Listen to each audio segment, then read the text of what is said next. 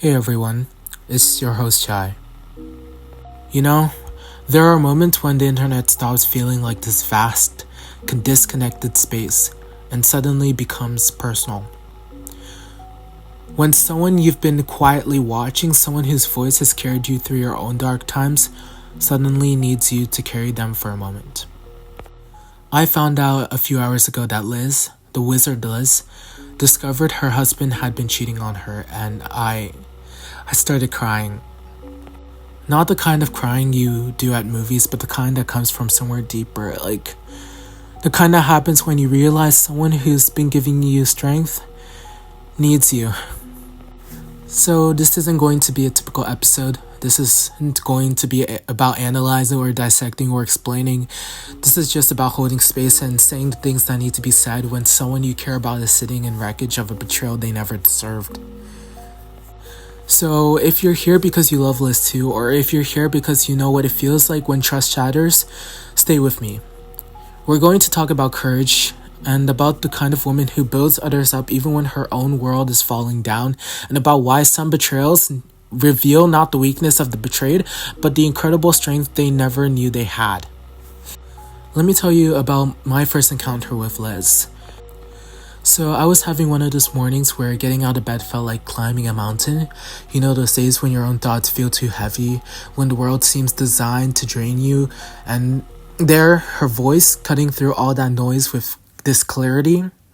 You guys probably know what I'm talking about. This unshakable belief that we could be better, do better, feel better.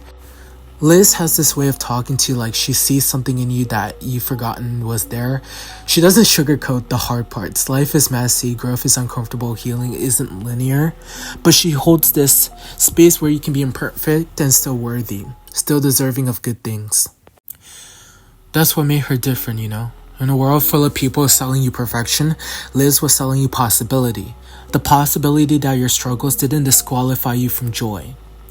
That your past didn't determine your future, that you could be soft and strong at the same time. She talked about relationships with this beautiful honesty, about choosing yourself, about recognizing your worth, about not settling for crumbs when you deserve the whole meal. She spoke with love like someone who understood both its power and its fragility. And now she's living through that exact kind of betrayal she's helped so many of us navigate. The irony isn't lost on me. The woman who taught us about red flags, about trusting our intuition, about not making ourselves smaller for someone else's comfort, she's sitting in the aftermath of a partner who made her smaller every day without even realizing it. But here's what I keep coming back to, what I can't stop thinking about ever since I heard about the news. The moment Liz found out, she didn't hide, she didn't make excuses, she didn't protect her reputation or minimize what happened. She exposed it immediately, completely, without hesitation. Do you understand how absolutely extraordinary that is? Most of us, when we're blindsided by betrayal, we freeze. We doubt ourselves. We think maybe we misunderstood. Maybe it's not what it looks like. Maybe if we just try harder, love better, be enough for her, it'll go back to how it was. The moment she saw that Snapchat, the moment she knew he was meeting up with another woman while married to her, she chose herself instantly, decisively, without apology. Landon, God, even saying his name makes me angry. This man was married to a woman who radiates light, who builds empires, who helps thousands of people believe in themselves every single day, and he just decided that wasn't enough. He decided to create a secret Snapchat account to have conversations his wives couldn't see, to meet up with someone else while wearing the ring that symbolized his commitment to her. That level of disrespect, that casual cruelty of it, I can't wrap my mind around it. This isn't a moment of weakness. This isn't a mistake. This is a series of deliberate choices to betray someone who trusted you completely. But you know what? His choices say everything about him and nothing about her. Nothing about her worth, her desirability, her value as a partner or a human being. Cheating isn't about what someone lacks. It's about what the cheater lacks. Integrity, respect, basic human decency. So I've been thinking about courage a lot since this happened. Real courage. The quiet kind, the kind that shows up in ordinary moments when everything inside you is screaming to hide. Liz's courage wasn't in avoiding this betrayal. How could she have? It was in how she handled the moment it was revealed. No begging, no bargaining, no, but we can work through this, or marriage is about forgiveness, or any of the scripts society hands us when we're supposed to shrink ourselves around someone else's bad behavior. She looked at the evidence of his betrayal and said, nope, this isn't love, this isn't respect, this isn't what I deserve. And she told the world, not for revenge, through honesty, he deserves whatever embarrassment comes his way because the truth deserves to be spoken, because lies only have power in the dark.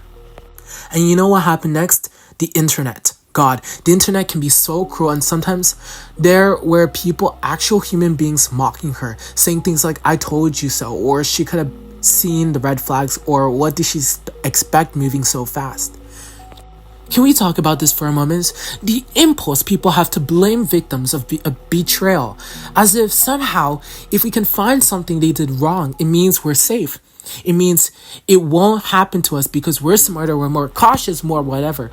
I get it. I do. It's terrifying to accept that good people can be deceived by people they love. It's scary to acknowledge that red flags aren't always red, that manipulation can be subtle, that sometimes the person sleeping next to you is living a completely different life when you're not looking.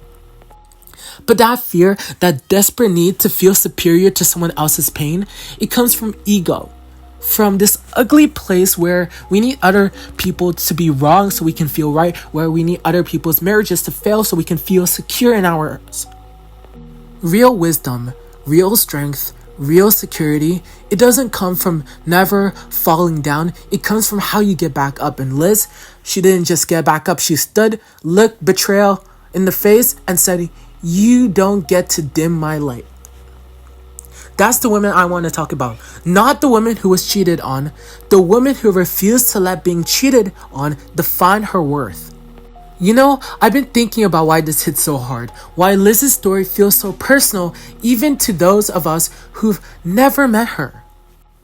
I think it's because she represents something we all desperately need to believe in. That good things can happen to good people. That if you work on yourself, if you love yourself, if you put a positive energy in your world, the world will give some of that back to you. And when someone like Liz gets betrayed, it shakes that faith. It makes us wonder if maybe we're all just naive. Maybe love is just a game where the kindest people finish last. Maybe trusting completely just makes you a target. But here's what I've realized watching her handle this. The betrayal doesn't diminish her, it reveals her. It shows us that her strength was never dependent on having a perfect relationship or a faithful partners. Her strength was always hers.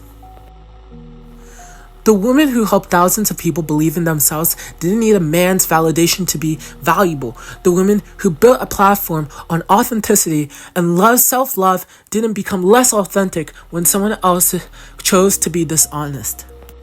If anything, this moment proves everything she's ever taught us, that we are whole on our own, that our worth isn't determined by how others treat us, that choosing ourselves isn't selfish, it's necessary. I keep thinking about all the women watching her story unfold, the ones in relationships where they're questioning their gut feelings, the ones making themselves smaller to keep this peace, the ones who've been betrayed but are too ashamed to speak about it.